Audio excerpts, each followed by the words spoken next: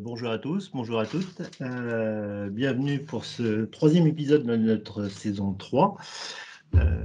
Aujourd'hui, on va avoir deux parties. Une première partie par Thierry Demant qui va nous présenter la double authentification par SMS dans Windows pour Microsoft Office 365. C'est suite à un article que j'avais lu dans l'excellente revue Programmée. Donc je me suis dit que ce serait bien d'avoir un petit peu un retour sur cet article que j'ai trouvé fort intéressant. Et ensuite, on aura Mehdi Dakama, pardon. Qui va nous parler qui est aussi MVP et qui va nous parler d'un utilitaire qu'il a créé qui s'appelle CMC ISO. Et il aura d'autres choses également à nous dire sur ce qu'il fait et sur ce qu'il attend également des développeurs comme ceux qui sont présents dans ce meet-up. Voilà. Écoutez, je vais passer la main tout de suite à Thierry, qui va nous présenter sa double authentification. Si vous avez envie de discuter des technologies .NET avec nous, eh bien venez nous rejoindre sur notre Slack, devapspodcast.slack.com, en nous envoyant votre adresse email à slack@devaps.ms. À très vite sur Slack. Oui, bonjour, Thierry Demant, donc je suis MVP depuis maintenant 19 ans. Ça doit être le plus vieux maintenant existant. Alors, il y a Richard Clark qui est un peu plus vieux, il a commencé avant, mais il n'a pas fait toutes les années. Oui, voilà, oui, c'est ça, oui. Exact. Ça commence à faire maison de retraite, votre truc.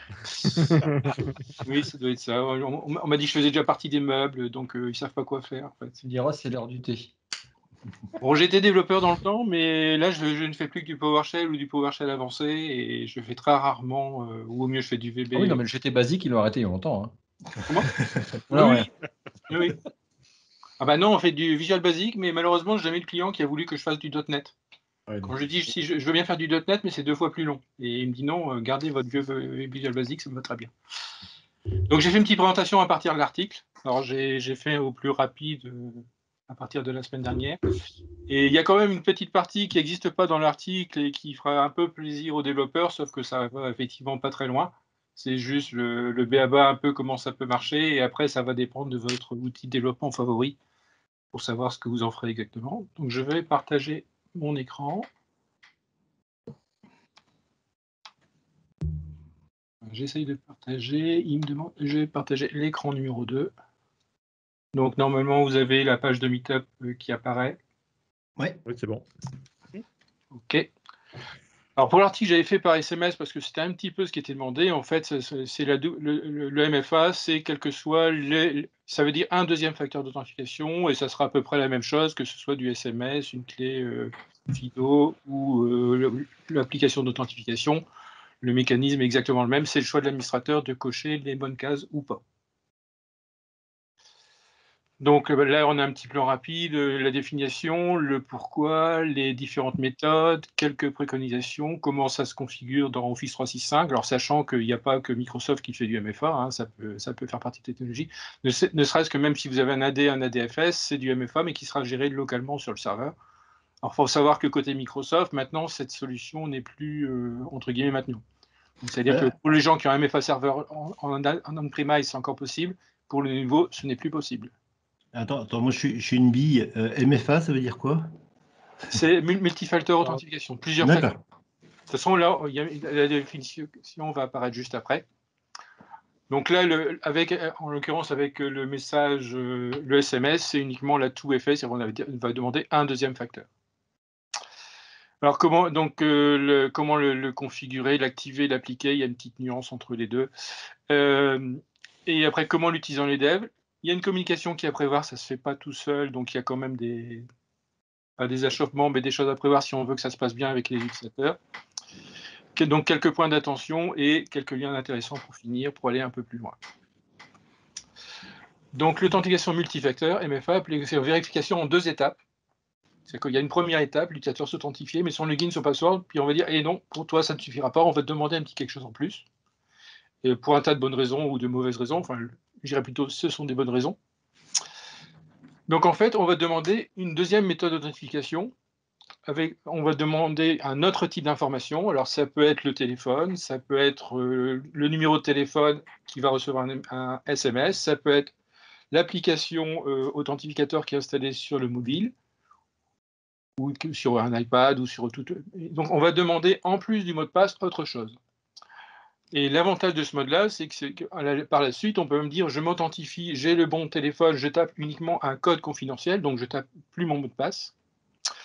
Et comment dire, on peut très bien dire, d'ailleurs, ça suffit, parce qu'en fait, on s'est rendu compte que taper le mot de passe sans arrêt et le changer très souvent, c'est contre-productif. À la limite, plus vous tapez souvent votre mot de passe, c'est pas une sécurité, c'est quelqu'un qui est derrière vous. Au bout de deuxième ou troisième jour, il connaît votre mot de passe, parce qu'à force de vous voir taper, il peut tout enregistrer. Et notons que jusque la fin d'année, c'est encore autorisé par les SMS et ce sera interdit dans l'Union européenne. Oui, alors sachant que le SMS, c'est le premier niveau qui fait diminuer, comme Microsoft, de 99% les risques de piratage, mais c'est le système le plus mauvais. Voilà. C'est le moins Donc, bon en parmi fait, tous. ça sera sur ta dernière ligne, c'est-à-dire empreinte, œil et visage.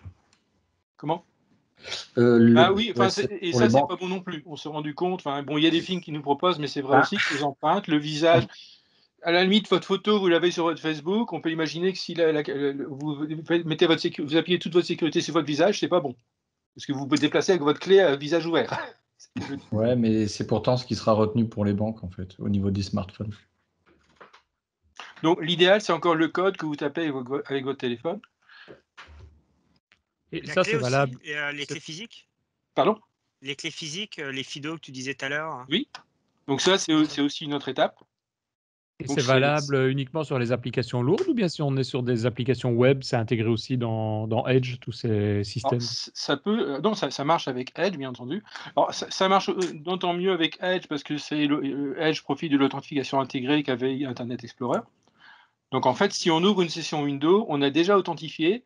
Si on a un ADFS, l'authentification par l'ADFS, elle sera automatique. Il n'y aura rien à faire de plus. Et pareil, si vous avez, alors en fonction de l'authentification que vous avez choisi côté Office 365, côté Azure AD Connect, ce que vous aurez choisi dans AD Connect, ça pourrait être aussi automatique côté Office 365. C'est ça, mais donc même tout ce qui est empreinte et autres, visage ou autre, ou même carte badge, tout ça est supporté par Edge, quoi. Oui. Alors c'est même pas Edge qui est responsable, lui ne fait qu'utiliser les URL ou les chemins qui ont été définis pour être utilisés. Ouais, Alors, effectivement, ça veut dire que si vous mettez par défaut un navigateur qui, lui, n'autorise pas l'authentification intégrée, vous risquez dans votre navigateur de devoir taper votre login, mot de passe et de vous authentifier en plus. Ok. Voilà, c'est un petit peu ça le problème. Alors le pourquoi, donc là on a commencé à en parler, les mots de passe suffisent plus. Alors l'avantage par exemple de devoir taper un code ou de devoir taper valider sur votre téléphone, ça veut dire que même si quelqu'un vous emprunte, vous prend votre téléphone, etc., au mieux, il arrivera à voir ce que le téléphone voit, mais par exemple, il ne pourra pas accéder à votre messagerie d'ailleurs. Il n'a pas deviné votre mot de passe, et donc il ne pourra pas accéder à vos données. Il aura peut-être votre périphérique avec ce qui a été synchronisé à un moment donné, mais il n'ira pas plus loin. Le problème du mot de passe, c'est que dès qu'il est connu, de n'importe quel périphérique, sur n'importe quelle place, il met votre login, votre mot de passe, il peut accéder à toutes vos données. Là, le fait de mettre un MFA, même si par hasard, il prend votre téléphone, il a vu votre code confidentiel, votre code PIN à 4 chiffres, avec le code PIN à 4 chiffres, il ne pourra pas changer votre mot de passe. Et ailleurs que sur votre téléphone, il ne pourra pas accéder à vos données, il ne pourra pas configurer un nouvel Outlook parce qu'il lui faudra le mot de passe en plus.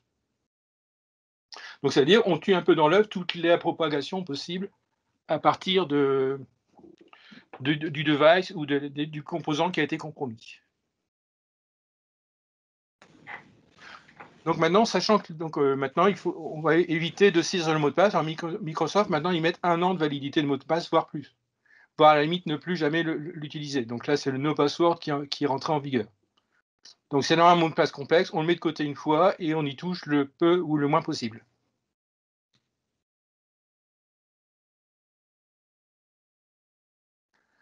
Alors maintenant, le fait de valider, de surveiller ce que peut faire Office 365, ce qu'on fait beaucoup moins au niveau d'AD, au niveau d'Office 365, on va pouvoir voir tous les accès qui sont anormaux, qui sont à partir d'un emplacement qui n'est pas correct, etc. Et donc, ça veut dire qu'on peut dire en usage normal, si l'utilisateur se connecte avec son ordinateur habituel d'une adresse IP qui est connue, on ne va pas lui demander le MFA. Si en revanche, il se connecte depuis la Chine, depuis la Russie, s'il se connecte avec un ordinateur qui n'est pas connu, on va dire, tiens, là, je vais me poser la question, je vais lui poser, est-ce que tu as la solution pour le MFA? Est-ce que tu as l'authentificateur? Est-ce que tu peux me donner un code supplémentaire? Et là, ça ne passera pas non plus. Et en plus, on aura une alerte dans Office 365, dans la sécurité, qui dit, attention, il y a quelqu'un qui a essayé à tel endroit de se connecter.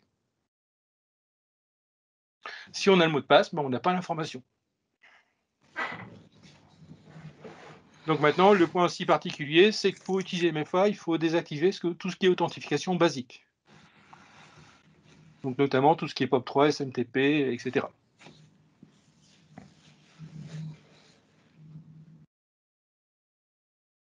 Alors les différentes méthodes d'authentification proposées, on a effectivement le numéro de téléphone. Alors ça peut être un simple appel. Vous avez une voix féminine qui vous dit oui, c'est bon, j'approuve la connexion. Ça peut être un SMS, donc là on va avoir un code. Ça peut être authentificateur de deux manières. Souvent, on vous demande de taper le code qui change toutes les 30 secondes à 6 ou 8 chiffres. Soit ça peut être simplement dans l'authentificateur d'approuver la connexion. Donc là, il faut avoir le bon téléphone, il faut avoir l'application chargée. Alors, si vous avez plusieurs téléphones, comme là j'ai mis le cas avec 2 téléphones, vous pouvez valider sur n'importe quel des 2 téléphones. Ce qui compte, c'est qu'il y ait l'approbation par un Microsoft Authenticator, par une application qui, elle, a été préenregistrée.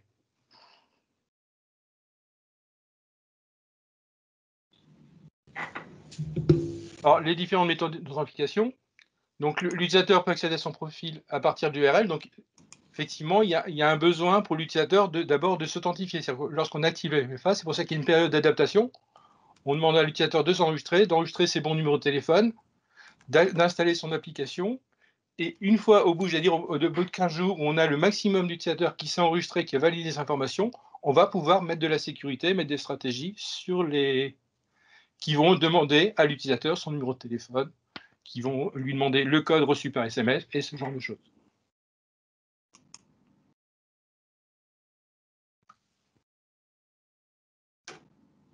Donc là, c'est un petit peu les éléments. Alors pareil, on peut choisir quels sont les éléments à prendre en compte. Enfin, on peut autoriser un ou plusieurs.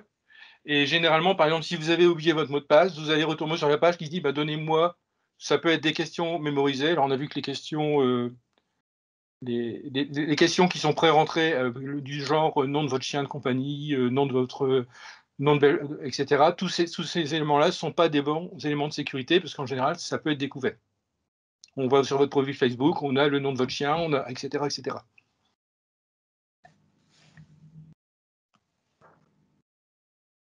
Donc effectivement, avant d'utiliser le MFA, il faut bien entendu que votre numéro de téléphone soit rentré. Il ne s'agirait pas qu'au moment du jour où on dit je vais installer MFA et que n'importe quel hacker puisse taper son numéro de téléphone en disant envoie-moi le code d'accès sur ce numéro de téléphone. Il vaut mieux bien entendu que l'information soit pré-rentrée pour qu'elle soit significative. Donc bien entendu, il faut tester pour chaque application et sur un groupe pilote. On ne peut pas balancer ça sur tout le monde d'un seul coup. Et le problème, c'est que certaines applications, alors par exemple, si vous utilisez l'application Gmail ou d'anciennes applications de messagerie, elles ne seront pas compatibles avec l'authentification moderne et elles ne seront pas compatibles avec le MFA. Donc ça veut dire qu'il faut parfois se méfier, il y a des applications qui ne vont pas fonctionner. La solution la plus simple, c'est d'utiliser Outlook sur votre mobile. Là, on est sûr qu'il est valide et qu'il va utiliser l'authentification moderne, qu'il saura donc utiliser le MFA. Et l'autre solution, si on ne peut pas faire autrement, on a une vieille application qui sait utiliser que l'ancienne authentification. On va pouvoir définir un mot de passe applicatif. C'est-à-dire qu'en fait, l'utilisateur va demander en disant j'ai besoin d'utiliser telle application. Et sur le gestionnaire d'application Microsoft, il va envoyer un code à rallonge qui sera en fait la clé que l'utilisateur pourra utiliser en remplacement de son mot de passe lorsqu'il voudra utiliser cette application. Et après, le mot de passe, il reste définitivement. Donc là, on a un mot de passe généré pour chaque application. Alors l'activation, elle se peut faire directement à partir de l'administration Office. On a effectivement l'authentification multifacteur qui est proposée directement au menu. On a la possibilité d'utiliser le mode mettre à jour en bloc, c'est-à-dire qu'on va partir d'un fichier CSV, ou on peut simplement sélectionner les différents utilisateurs à partir de l'interface.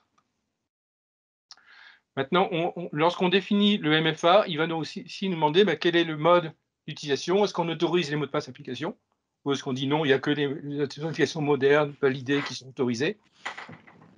Et on peut aussi dire sur tel site, alors, si tous les gens sont sur un site, ils ont forcément une adresse IP publique qui est utilisée en sortie, c'est la même pour tout le monde. Pareil, si vous avez des points de vente, etc., c'est le point de sortie qui va compter. C'est-à-dire que l'adresse IP publique qui est vue sur l'extérieur. Et il faut dire, venant de ces adresses-là, je ne vais pas imposer le MFA. C'est-à-dire que les gens sur leur PC Windows, ils seront automatiquement authentifiés.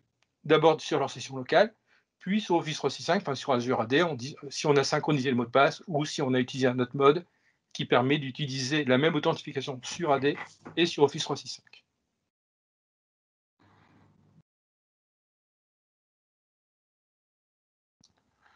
Donc là, lorsqu'on configure, on peut dire je veux que pour tel utilisateur ou pour l'ensemble des utilisateurs, je vais autoriser, par exemple, donc ici j'ai choisi le SMS, donc c'est-à-dire un code qu'on reçoit sur son téléphone et qu'on renvoie. Alors effectivement, il y a toujours le problème des gens qui perdent leur téléphone ou qui se le font voler, etc. Ça veut dire que ces gens-là, ils ont le SMS, mais ils n'ont pas le login password non plus pour commencer à se connecter. Donc il faut avoir beaucoup d'éléments pour commencer à pirater le système. Maintenant, si on veut être plus prudent, on peut autoriser plusieurs modes de connexion, plusieurs modes d'authentification. Et une des premières choses que moi j'utilise, c'est que j'ai carrément 2 téléphones. Donc 2 systèmes d'authentification, 2 possibilités de basculer. Il y a une raison pour laquelle je vois sur la capture d'écran que tu mets, c'est maximum 60 jours. Je vois que c'est entre 1 et 60 jours de mémorisation du mot de passe. Pas oui, non, en fait, une fois que l'utilisateur il a fait son MFA sur un device, on peut dire pendant combien de temps je ne vais pas lui redemander de revalider le deuxième facteur. Oui, mais pourquoi 60 jours? Ça me paraît peu. Non, c'est plus une question de sécurité. Alors, c'est vrai que c'est 60 jours, mais ce que je veux dire, par exemple, si j'ouvre mon PC tous les jours, en fait, il va réauthentifier bien avant les 60 jours, même si on met 60 jours. Donc chaque fois que je me reconnecte, c'est comme si je m'étais de nouveau réauthentifié. C'est pas si je me connecte tous les jours, au bout de 30 jours, il y a une valeur d'expiration, mais c'est comme s'il se renouvelait, il se réactivait automatiquement tous les jours. Ah oui, c'est ça. En gros, c'est 30 jours d'inactivité, quoi, en gros. Enfin, je ne sais pas si on peut le voir comme ça. Alors après, effectivement, on peut forcer, mais il y a ce qu'on appelle un token qui est mémorisé et il y a un refresh automatique du token. En revanche, la durée de vie globale du token, par défaut, elle a un truc du genre 365 jours. Ouais. C'est-à-dire qu'en 360 jours, il ne va rien demander. Et après, en revanche, pour une raison de sécurité, on a un qui s'est fait en nouvelle entreprise, on veut forcer tous les gens à se réauthentifier. On peut invalider tous les tokens qui ont été envoyés. Et donc là, ça oblige à tous les utilisateurs, ou une partie, ceux qui ont été hackés par exemple, à forcer une réauthentification complète. Mais ça, c'est effectivement, si on met un jour, c'est-à-dire que tous les jours, il va vous demander de taper le code SMS. Et là, ce serait un peu énervant. Moi, c'est ce que j'ai dans une société. Tous les jours, je vais remettre mon SMS. Ouais, c'est pareil. C'est énervant. Je confirme. Donc voilà, donc c'est pour ça qu'ils ont mis cette latitude de 1 à 60 jours. Oui, mais c'est le 60. Je trouvais que 60, je vois pas pourquoi Microsoft met 60 et pas 360. Je veux dire, à la limite, tu mets la valeur que tu veux. Je sais pas pourquoi ils ont bloqué à 60 maximum. C'est ça que. Pour eux, ça paraissait déjà beaucoup, sachant qu'il y a effectivement normalement une revalidation automatique de la durée. Ouais. Je pense pas que ce soit un truc qui soit mis au hasard. Je les vois pas faire un truc comme ça au hasard. Je pense que c'est des choses qu'ils ont dû mesurer par rapport à certaines choses. Ce qu'il faut le voir, c'est si par exemple votre téléphone il a été volé, ça veut dire qu'au mieux les gens qui l'ont volé pendant 30 jours, ils ont votre validation automatique. Après, ils peuvent plus l'utiliser. Ils peuvent pas ad aeternam utiliser votre téléphone pour essayer de se connecter à vos données. En revanche, l'utilisateur normal qui se revalide régulièrement, lui, il a le token d'origine qui lui dure plus d'1 an. 1 an ou plus, et qui lui, donc lui, il ne sera pas impacté par ce délai-là. Ça marche avec tous les niveaux de licence Azure AD. Je crois qu'il y avait tu peux le faire avec tous les niveaux. Alors, avant, il y avait le MFA administrateur qui était gratuit, et le MFA pour les utilisateurs était payant. Maintenant, à partir de 3, je pense que le MFA est inclus d'office. Il n'y a pas besoin de licence complémentaire à des Premium 2. Avant, c'était Azure AD Premium 2 qu'il fallait pour avoir ce genre de choses. Maintenant, c'est inclus dans la licence de base. Donc, le MFA, du jour au lendemain, je pense que c'est suite au nombreux problèmes qu'il y a eu, ils ont dit le MFA pour l'utilisateur, maintenant il est gratuit. Je dois confondre avec les conditional access policies peut-être qui sont. Oui, je sais qu'il y a un truc où tu peux aussi configurer le MFA là-dedans et c'est mixé. Il y a une petite distinction aussi, effectivement.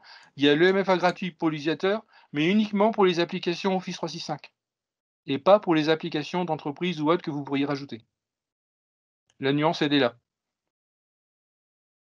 C'est-à-dire qu'il faut une licence particulière si on veut utiliser et protéger des applications autres que celles de Microsoft, autres que celles qui sont définies par défaut, Word, Excel, etc. Et c'est un petit peu la différence. C'est-à-dire qu'en fait, si vous faites votre propre application, là, il faudra effectivement du E3 ou plus pour pouvoir sécuriser avec le MFA.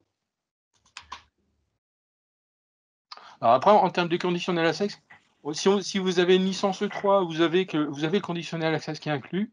Si vous voulez avoir la notion de risque user, de risque machine, c'est en fait, il y a un calcul qui est fait en fonction, si vous connectez depuis la Shield avec un compte administrateur, etc., il va dire, là, il y a un haut risque.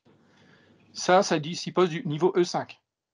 Donc, même dans le conditional access, il y a des conditions de base, et après, il y a des conditions de risque, et il ne faut pas la même licence pour les deux.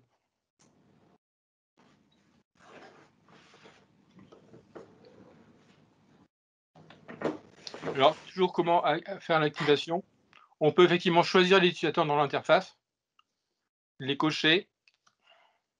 Donc là, c'est le mode fichier. Bon, le format ici n'a pas tellement d'importance. Là, on a le mode de manuel. On peut sélectionner l'utilisateur. Et on peut activer le MFA directement sur un utilisateur.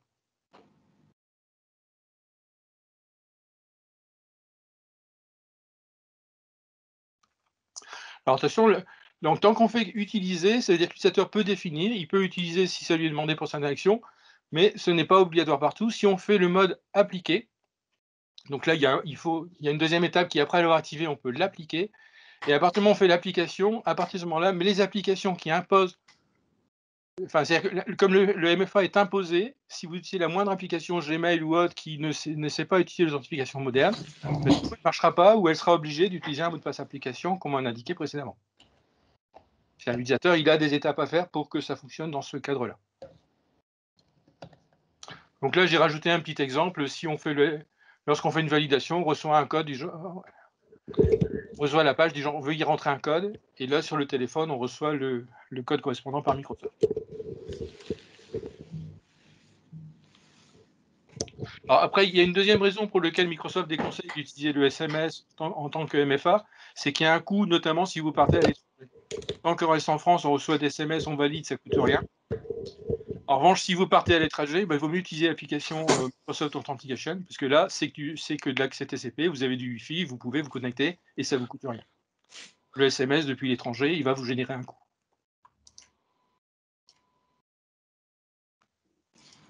Alors, comment ça se passe au niveau du dev?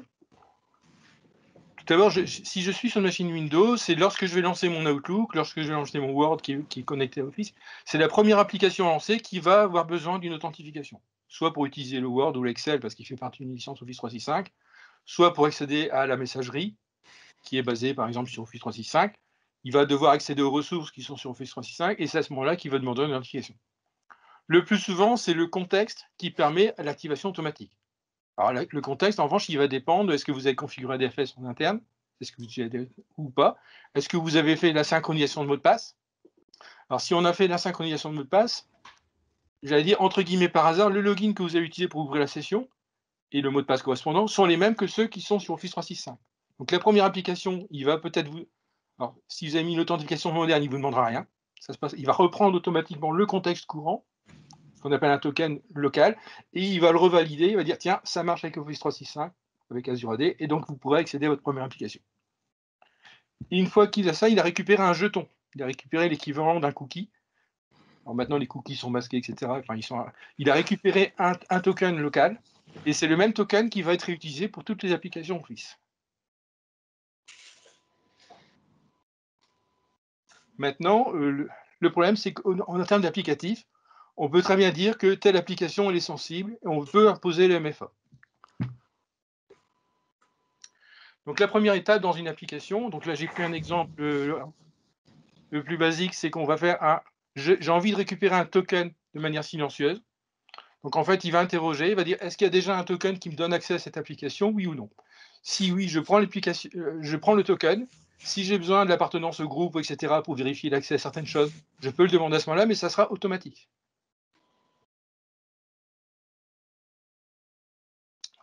Maintenant, si pour une raison ou une autre, je ne suis pas connecté, il faut prendre le cas d'erreur en disant ben non, vous avez accédé à ça, vous n'avez pas le droit. Et là, je serai obligé de dire, je fais un pop-up, je force l'affichage à l'écran, je vais avoir la demande du login password, si l'application n'a pas été automatiquement validée, et s'il y a du MFA, il y aura un échange automatique qui va redemander une deuxième fenêtre écran qui va me demander de valider le deuxième facteur. Vous savez, vous ne pouvez pas faire une application sans qu'elle soit définie. Il faut qu'elle soit inscrite dans Azure AD. Il faut lui dire quand je veux valider, est-ce que j'accepte les tokens courants, est-ce que je pointe vers un ADFS ou est-ce que je pointe ailleurs. Et donc là, l'appel ne fait que renvoyer vers l'authentification qui a été proposée. S'il y a du MFA, il va renvoyer. Alors, si on utilise le MFA d'Office 365, il va renvoyer vers le MFA d'Office 365. Ouais, c'est transparent pour le développeur. Dans la plupart des cas, c'est transparent. Maintenant, en termes de sécurité, Microsoft a introduit maintenant des notions en fonction de l'année qu'on fait, des données auxquelles on accède. Par exemple, si je fais CRM Dynamics, je modifie un user, je supprime, en tant que revendeur, c'est normal que j'accède à mes clients et que je les mets à jour. En revanche, je dis, tiens, j'ai envie d'exporter toute la base des clients. Et là, il va lever une alerte, il dit, ah, est-ce que c'est bien normal? Ce n'est pas l'usage normal de l'application. Je vais lui demander l'UMFA. Je vais dire, est-ce qu'il est bien autorisé? Je vais lever un doute en disant, bah, redonne-moi ton login password, redonne-moi ton authentification MFA, et pour valider l'action. Et après, on peut très bien me dire, cette option, même pour vous, n'est pas autorisée. En revanche, ça veut dire qu'à tout moment dans une application, on peut avoir le fait que quelque chose soit sécurisé et qu'on impose une authentification supplémentaire. Alors, ce sera un peu pareil pour l'administrateur s'il veut faire une action de suppression, de création, alors qu'il n'est pas sur son site habituel. On va lui demander le MFA en disant, voilà, tu étais en Chine, tu as envie de modifier le mot de passe administrateur, tu veux créer un autre compte administrateur, est-ce que c'est bien normal?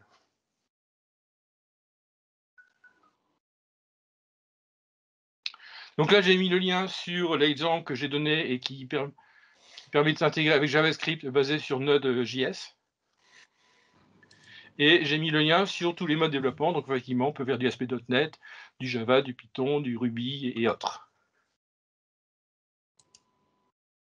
Alors maintenant, quand on voit, ça peut être très impactant pour l'utilisateur. Donc il y a une période de communication, il y a une communication à faire et il y a une période de temps entre le moment où on dit j'active le MFA. J'attends que les utilisateurs aient saisi installer leur application, valider leur compte. Il faut qu'ils aient validé le MFA et seulement dans un deuxième temps, je vais mettre des règles qui vont restreindre et qui vont dire attention, s'il n'est pas en France, etc., je vais lui poser des questions supplémentaires. Je vais mettre le MFA d'office à chaque connexion quand il n'est pas en France, par exemple. Tout ça, c'est configurable. Alors vous méritez, si vous voulez voir des choses, on peut aussi regarder dans l'interface un peu comment ça se présente. Alors maintenant, on a le cas aussi, la personne qui a perdu son téléphone ou le téléphone est cassé. On peut aussi débloquer temporairement pour que la personne puisse inscrire un autre numéro de téléphone ou puisse le débloquer s'il est à l'étranger et qu'il ne peut vraiment pas se connecter.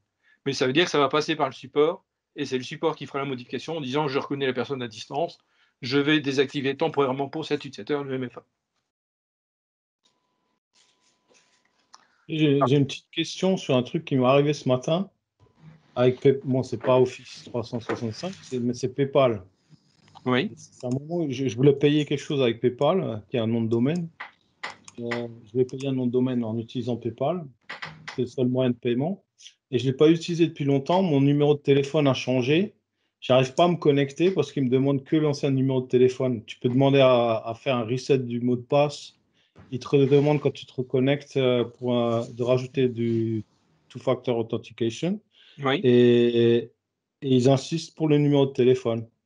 Donc, je me demande si sur Office 365, ils n'ont pas un truc pour passer au travers pour changer ce truc-là ou c'est pas si, tout à fait. Il y a ce qu'on appelle le SSPR, le Self-Reset Password.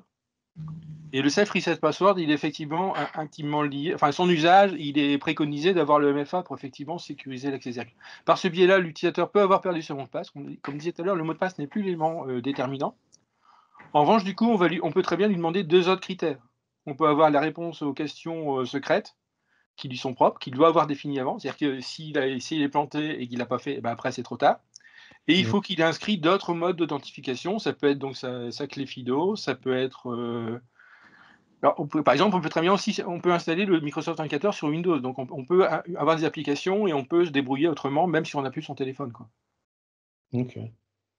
Oui, donc il y a un safe reset password. Alors c'est important parce qu'effectivement, c'est un des intérêts de synchroniser le mot de passe et par exemple de faire le write back, c'est que même si les gens, ils sont surtout ces temps-ci où les gens ne sont plus connectés en direct leur AD, ils travaillent tous à distance, on peut resetter le mot de passe sur Azure AD sur Office 365 et on aura un write back dans l'AD, c'est-à-dire quand il va revenir sur place avec son PC, il y aura le même mot de passe que celui-là qui modifie.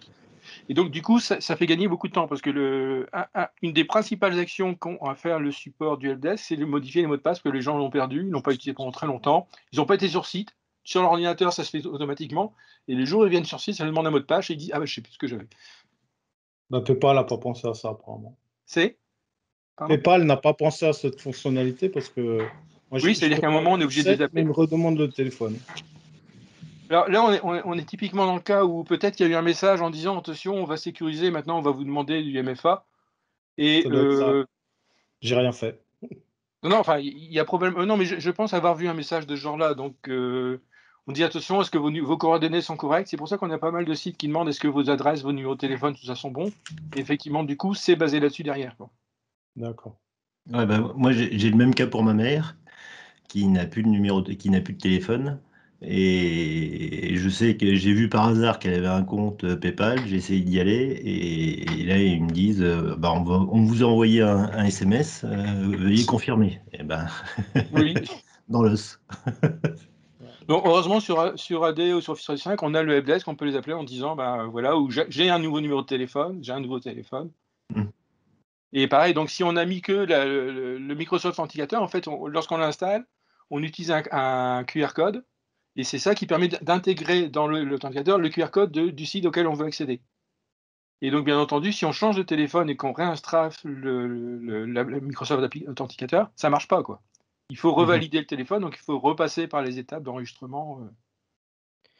D'ailleurs, j'ai une question là-dessus, puisque maintenant, Microsoft Authenticator, il permet de sauvegarder sa conf, enfin la clé privée qui est utilisée sur un compte Microsoft.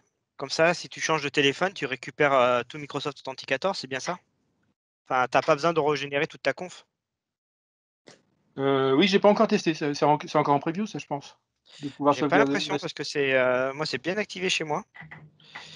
Et j'ai une autre question, sur Azure AD, tu peux aussi mettre une adresse d'email en secours. Ça peut être, de toute façon, tu t'en sers aussi pour récupérer ton mot de passe si tu l'as perdu. Mais ça, Office 365, il le demande, enfin, dans les premières connexions d'un utilisateur à Office 365, il demande toujours est-ce que les gens ils ont une adresse email de secours, qui est souvent l'adresse perso, parce qu'au niveau entreprise, ils n'en ont pas d'autre que celle par défaut. Alors, c'est fait d'office aussi pour tous les administrateurs. Il demande à un moment donné, au bout de la deuxième ou troisième connexion, il dit j'ai besoin d'avoir un mot de passe, un compte de secours.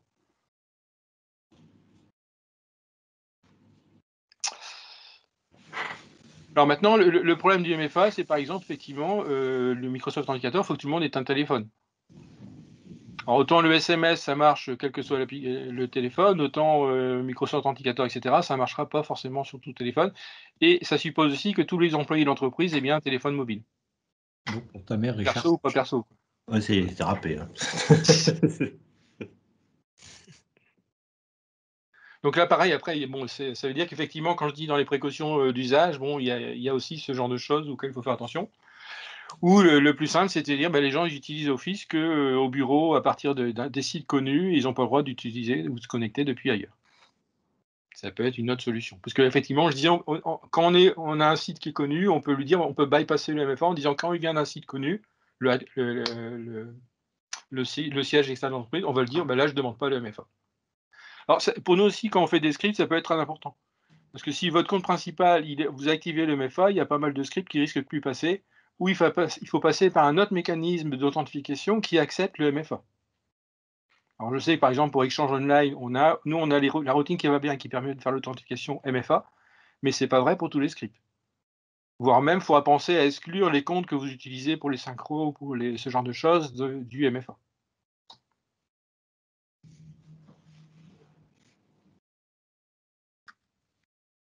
Donc maintenant, on va terminer. Quelques liens intéressants sur un petit peu toutes ces technologies.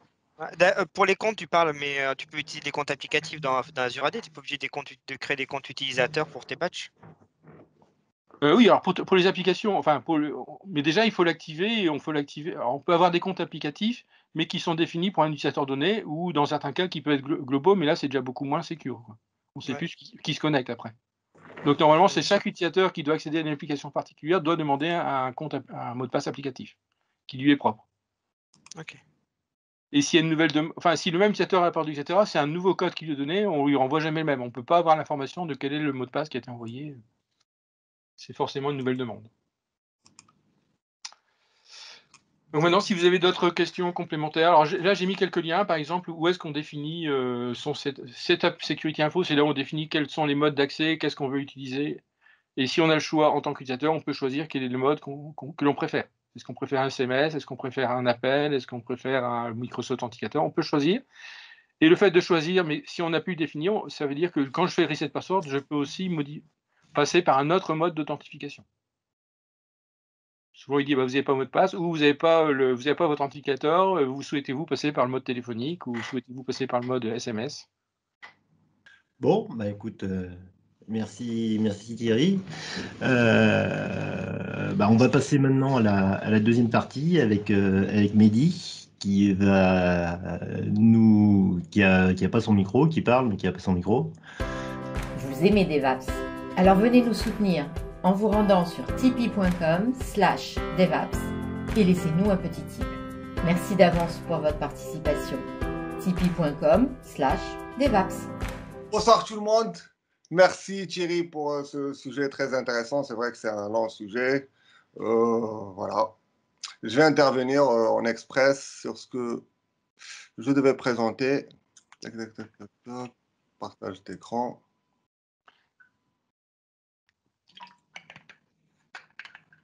On Mehdi m'avait dit de bien meubler, mais j'espère que j'ai pas trop meublé quand même. Non, t'inquiète. Alors, moi, déjà, c'est un plaisir et merci à Richard de m'inviter. Moi, ce soir, je vais vous parler d'un outil que nous avons développé avec plusieurs, je dirais pas développeurs, mais plus infra de côté de Microsoft et des volontaires dans la communauté Microsoft français. Je vous expliquer rapidement, faire un tour pourquoi, le besoin, l'intérêt, vous expliquer un petit peu qu'est-ce qu'on peut tirer comme avantage et ce qu'il peut présenter dans le marché et résoudre les problèmes de sécurité. Et aussi, si j'ai un peu de temps, je vais vous présenter une nouvelle technologie sur laquelle on travaille. Elle peut être intéressante et j'aurai vraiment besoin de votre retour. Alors, cet outil qui s'appelle CMC ISO, créé ma clé ISO. Nous allons voir une petite présentation. Pourquoi? Parce que, comme vous savez, les méthodes de déploiement du système d'exploitation, moi et Thierry, nous sommes plus infra que côté développement. Deux méthodes majeures qui sont le PXE par le réseau ou le déploiement par un support. Ça arrive à tout le monde, soit particulier, soit dans les entreprises. Je pense que vous êtes déjà tombé dans ce cas. Nous allons plus s'intéresser au mode de déploiement par support. Pourquoi? Tout simplement parce que c'est plus rapide. Par exemple, quelques points pour lesquels on utilise. Nous n'avons pas besoin de mettre en place une infra, des HCP. Nous n'avons pas besoin de donner les droits admin à des externes ou des techniciens, ainsi de suite. C'est facile à sous-traiter aussi, c'est un niveau budgétaire parce qu'une entreprise qui veut déployer son master, elle peut prendre un sous-traitant. Le sous-traitant, il vous demande de lui donner une clé USB ou un disque dur externe. Lui, il va le dupliquer, recopier, et ces techniciens, ils vont venir, ils vont le brancher rapidement. Donc, tout ça, ça a un intérêt budgétaire d'installer par support. Je vais vous demander, que ce soit en particulier chez les particuliers, chez vous ou dans les entreprises, je vais vous demander, est-ce que vous avez des solutions qui vous passent par la tête de déploiement par support? Si vous voulez installer votre système, par exemple, soit dans une entreprise, soit chez vous. On utilise ClickOnce de temps en temps. Comment? On utilise parfois ClickOnce pour faire du déploiement. C'est déploiement de quoi ça? Pas un déploiement de système. Non, c'est déploiement d'application. Ah oui, non, moi je parle du système, carrément, du système d'exploitation. Moi, je prends mes vieux DVD. Ah. Moi, j'utilise Rufus. Rufus, voilà. On va y arriver à Rufus. C'est qui utilise Rufus? Plusieurs personnes, dont moi. On ne devrait pas l'utiliser. Bon, on va en parler. il y a deux solutions majeures, effectivement, qui sont connues. Il y a le MCT, Microsoft Creation Tool. Cet outil qui est sympa, qu'on télécharge et qui est reconnu par Microsoft, il a des limites. Puisque à chaque fois, nous avons besoin de la connexion Internet pour télécharger l'ISO entier. Il nous télécharge quasiment et systématiquement la dernière version de Windows. Donc, je ne peux pas revenir dans les entreprises à une version précédente tant que la nouvelle n'est pas encore validée. Et je ne peux pas ajouter mon propre ISO que j'ai capturé ou que j'ai personnalisé. Donc, le MCT a vraiment beaucoup de limites. Comme j'ai dit, on ne va pas s'amuser à chaque fois à télécharger. Il n'a pas une grande cote. Passons maintenant à un des plus connus du marché, c'est Rufus. Rufus, donc c'est un développeur russe, Philippe Peter Bâtard, je pense, plusieurs personnes derrière ce pseudo parce qu'on a essayé de changer avec eux. C'est là où ça vient la demande, ça vient la problématique parce qu'avant j'avais créé un outil qui s'appelle PPISO mais il n'était pas suffisant et les gens ils m'ont dit tiens tu as déjà un outil, on va te pousser pour l'alternative. Rufus, il ne permet pas de créer une clé universelle, c'est-à-dire une clé qui est compatible avec le BIOS des machines récentes, UEFI, et les anciennes machines. Soit je crée une clé compatible avec les anciennes machines, le BIOS Legacy, soit une clé qui est compatible avec les nouvelles machines, nouvelle génération, UEFI par exemple.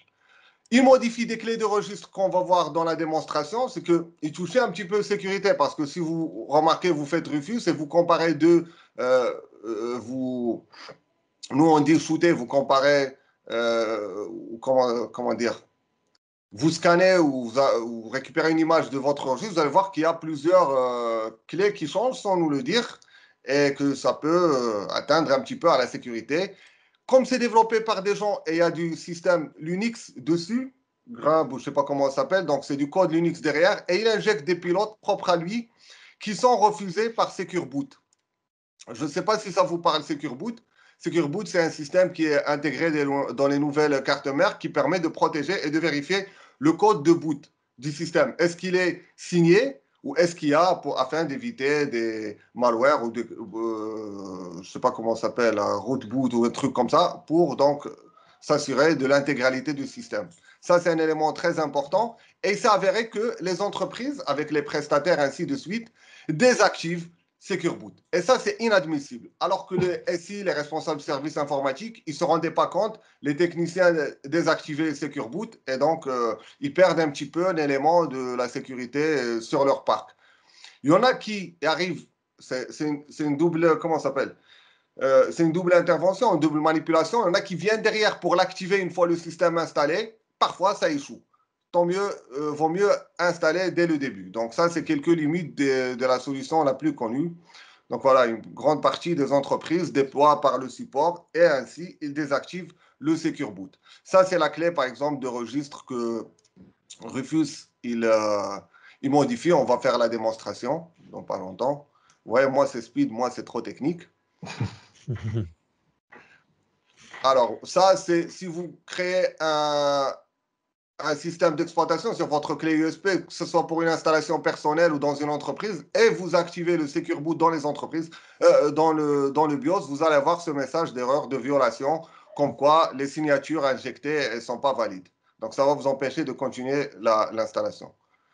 C'est là où arrive notre solution, CMC qui est créé ma clé ISO. Nous utilisons un code 100% Microsoft basé sur PowerShell et .NET pour l'interface et quelques fonctions que j'ai récupérées dans des bibliothèques, j'ai essayé d'intégrer dans le code PowerShell. Par exemple, quand il y a la fenêtre, quand on formate un disque, il y a systématiquement une nouvelle fenêtre explorateur qui vous dit, voilà, le nouveau disque, machin. Donc, on permet de fermer ça avec un laps de temps. Nous, notre outil, il permet de créer une clé universelle. Vous n'avez pas, comment ça s'appelle vous n'avez pas à vous soucier du mode de BIOS de votre machine. Vous savez que votre clé, elle sera à la fois compatible avec les machines récentes comme les anciennes machines. Donc ça, c'est une problématique qui permet de résoudre. Notre clé, elle est compatible Secure Boot, donc elle ne sera pas bloquée. Facile, simple, on va voir l'interface. Et j'ai aussi ajouté une possibilité de télécharger toutes les versions Windows 10 à partir du store officiel.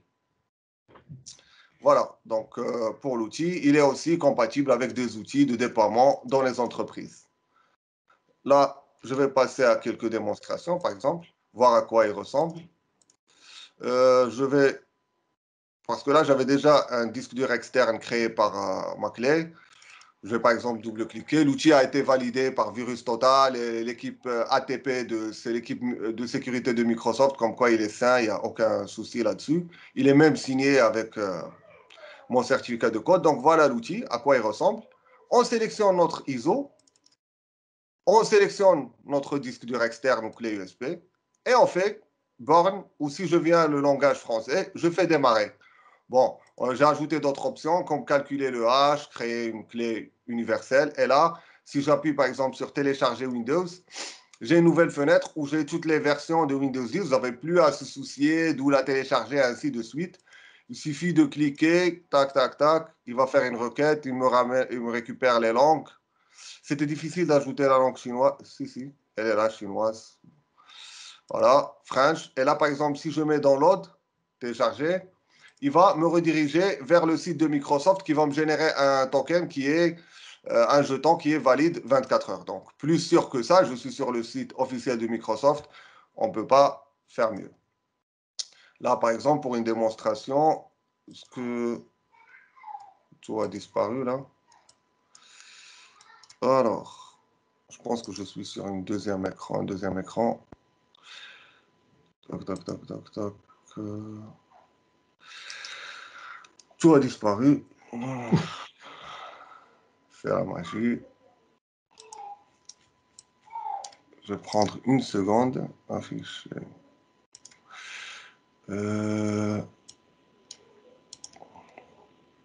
Voilà, j'étais là. Par exemple, là, je vais démarrer sur ma clé créée avec mon outil, sur une machine virtuelle, par exemple.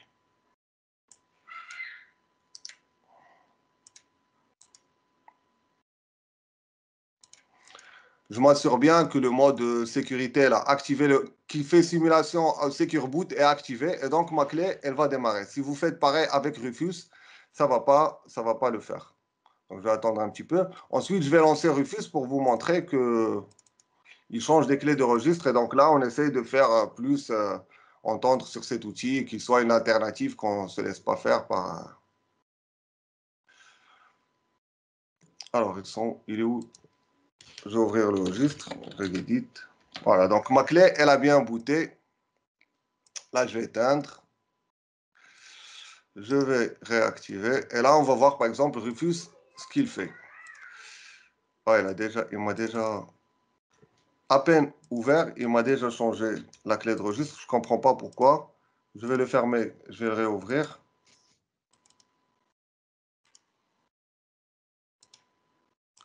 Ouvrir Rufus. Toc, toc, toc, je ne me rappelle plus où la clé. Policy Explorer. Est-ce que j'ai mis 0 ici?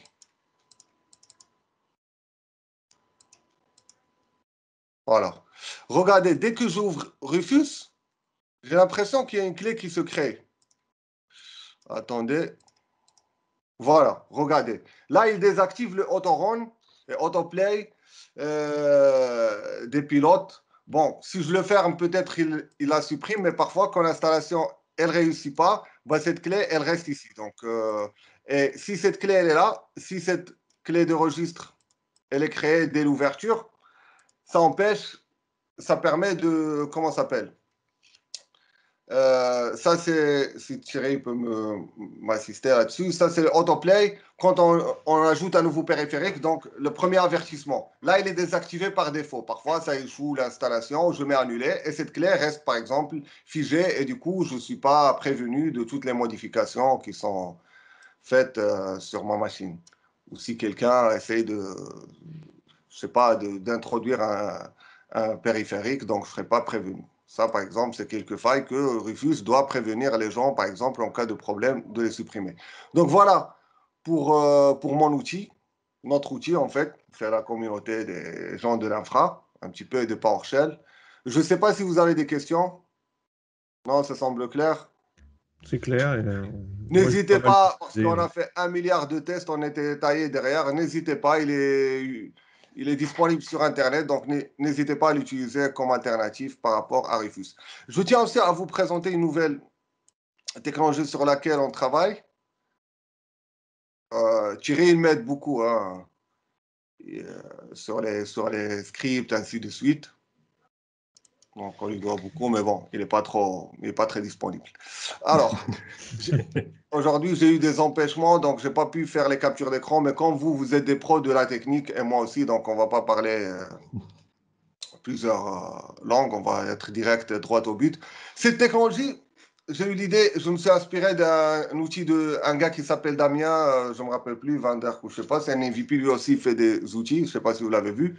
Et je n'ai pas encore trouvé de nom. Je l'ai dit virtualisation de source ou virtualisation d'application ou virtualisation de je ne sais pas quoi. Je ne l'ai pas encore complété, mais vous allez me donner votre avis. Je vais dire, ça sert à quoi? Alt2Exe, pour l'instant, je l'ai appelé.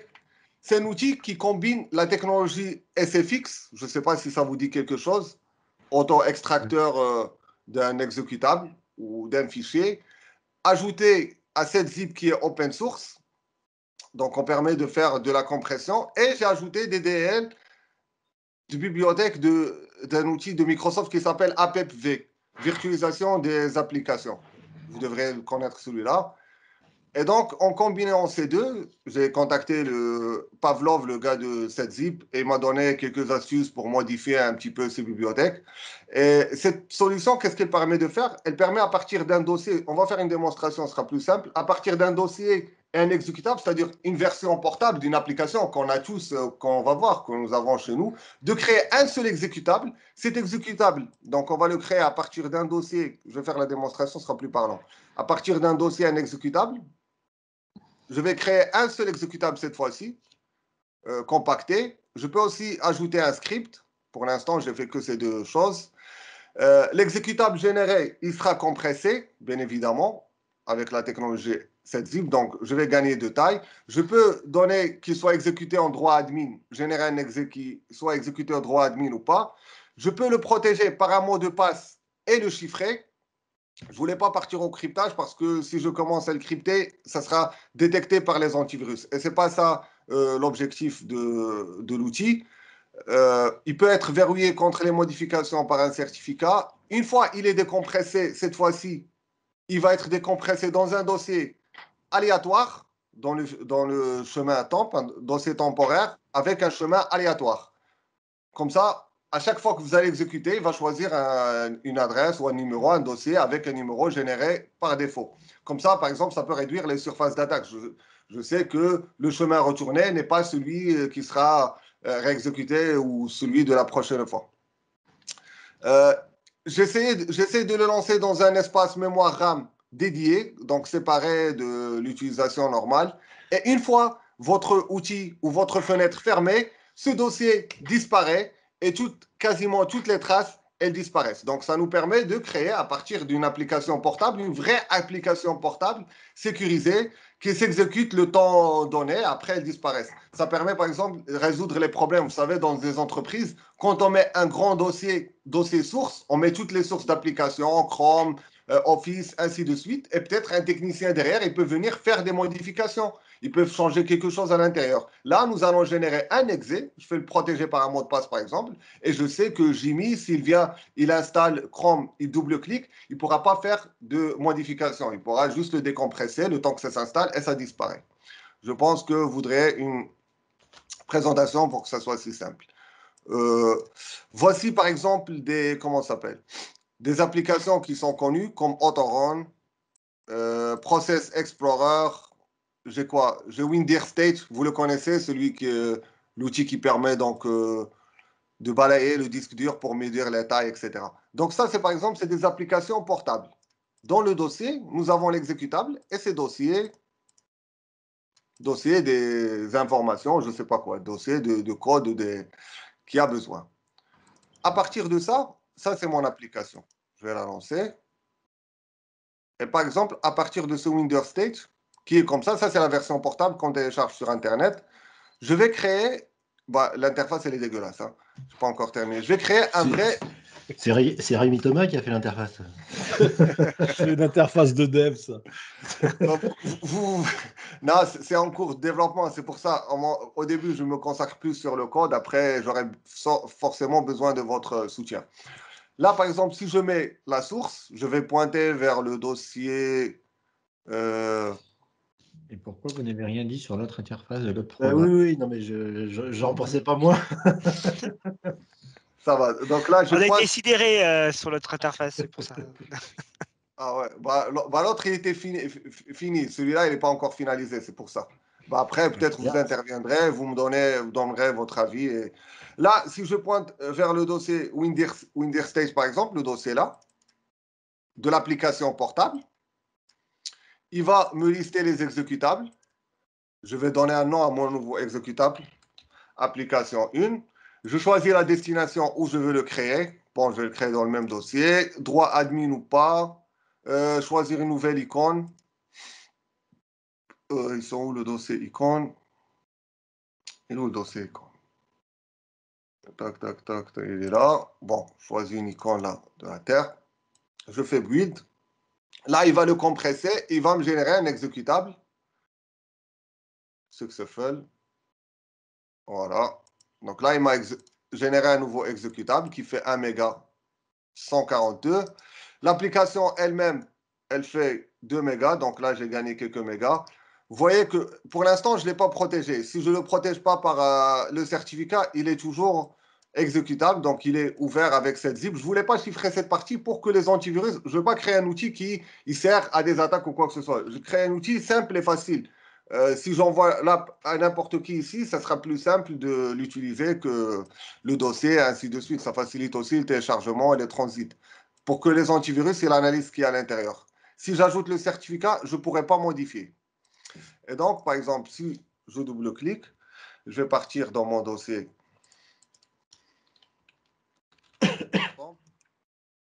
Alors, temp, tac, tac, tac. Temp, je vais essayer de tout supprimer. Et si je double-clique, je peux ajouter aussi le pourcentage de... Là, il va être analysé par l'antivirus. Bon, je n'ai pas encore ajouté les éditeurs, machin. Tout ça peut être personnalisé avec votre nom ou le nom de l'entreprise ou quoi que ce soit. Donc là, regardez, WinDirStage, le logiciel entier, il s'est décompressé dans un fichier temporaire. Il doit être bon, ici, hein, qui a un nom qui... Ouais, regardez là, j'ai actualisé. Il est là, peut-être. Voilà. Dans un dossier aléatoire, à chaque fois, le nom du dossier, il va changer. Le chemin et le nom, il va changer. Là, je peux utiliser mon outil tranquille, faire ce qu'il me plaît, donc utiliser normalement comme c'était une version portable. Et une fois je ferme la fenêtre, tout sera disparu. Et de cette manière, je peux créer, je peux rendre plusieurs versions portables vraiment, vraiment portables. Par exemple, là, j'ai créé un exécutable pour Office, à partir d'Office, d'ISO Office. Donc, je peux mettre ça dans un dossier source pour que les techniciens l'utilisent. Ça, je viens de l'installer, par exemple. Ça me crée un... Voilà, ça va prendre du temps pour décompresser. Je n'ai pas mis l'état d'avancement, mais ça, par exemple, c'est Office 2016. Donc, j'ai mis en format exe. Et en double-cliquant, je suis sûr que l'Office, il va se décompresser ici dans un dossier aléatoire. Et une fois l'installation est terminée, je ferme. Tout ça est supprimé. Donc, voilà. Bon, je ne vais pas le faire. Je vais créer, par exemple, une deuxième application pour processeur moniteur, par exemple. Et donc, j'aurais besoin, par exemple, pour les personnes intéressées, à m'aider, à me dire qu'est-ce qu'ils préfèrent voir, par exemple, dans cette solution que processeur moniteur, par exemple. Je mets application 2. Destination, c'est la même. Bon, je vais changer l'icône. Je mets celle-là. Voilà, donc là, il me crée mon deuxième outil qui s'appuie sur processeur moniteur. Il fait combien à la base? Il fait 3 mégas 27. Là, j'ai à peine 1 méga et quelques. Et vraiment, l'intérêt, c'est que quand je vais l'exécuter, ça va s'exécuter et se décompresser dans un... il ne voulait pas.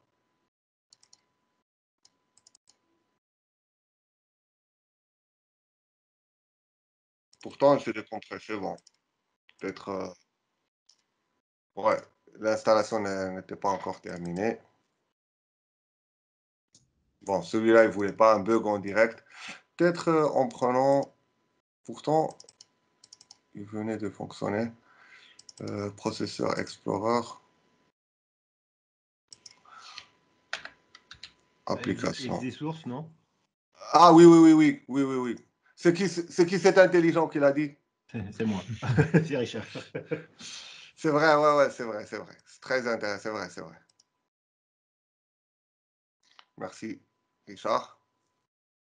Voilà, donc là, celle-là, elle est foirée. Je la supprime. Et là, donc, j'attends, voilà, mon application est créée. Elle prend bien l'icône, etc. Donc là, je pointais vers processeur Explorer qui fait en gros 4 mégas. Là, je me retrouve avec 1,5 méga. Et si je double-clique, notification, etc. Ça, c'est normal. J'ai un dossier temporaire, voilà, aléatoire, qui se crée. Il est là. Voilà, avec tous les dossiers à l'intérieur. Je peux bien utiliser mon outil en version portable, en version isolée. Et une fois que je ferme, eh ben, tout disparaît. Voilà. Voilà pour la technologie sur laquelle je travaille. Je ne sais pas quel est votre avis et qu'est-ce qui est à travailler. Et vous me dites, voilà. C'est tout pour moi. Ok, ben écoute. J'arrête de vous saouler. Merci Mehdi. Non, c'était très intéressant. Je pense, par exemple, pour faire des petites applications démo ou ce genre de choses, ça peut être intéressant. Après, bon, c'est si l'application va interférer, par exemple, avec la base de registre, etc., au moment où vous prévoir qu'au moment où elle se ferme, que ça vide correctement, que ça empiète pas sur le. Ouais, pour l'instant, je vide que la partie mémoire et la partie dossier.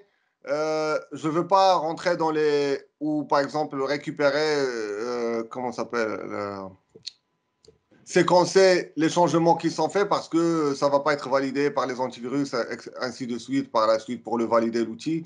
Et aussi, voilà, peut-être en la relançant, elle peut lire les clés de registre, ainsi de suite. Mais vraiment pour résoudre ce problème, parce que dans les entreprises, on trouve des sources qui sont comme ça. Et n'importe quel technicien, il peut venir, il peut faire son changement, et moi j'en ai vu.